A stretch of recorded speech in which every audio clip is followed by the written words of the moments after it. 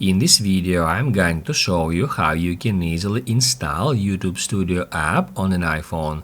Be sure to watch the video to the very end so you don't make any mistakes. Let's get started, guys, and first off we need to open up App Store. If you cannot find App Store on your home screens, then just swipe down at any of your home screens to bring up search, and then search for the App Store in that way. After you opened App Store app, first off tap right here at search, and then at the search box just enter YT and then space. That's how we can easily find YouTube Studio app.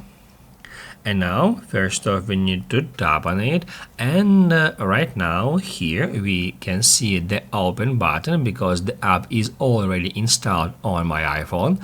But if you don't have it installed, it will say get here, or instead of the button there will be a cloud icon. Just click on it to install the app.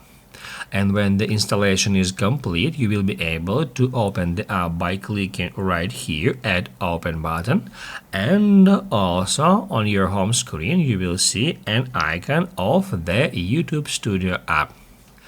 Basically, guys, that's it. So if this video was helpful for you, don't forget to hit the like button.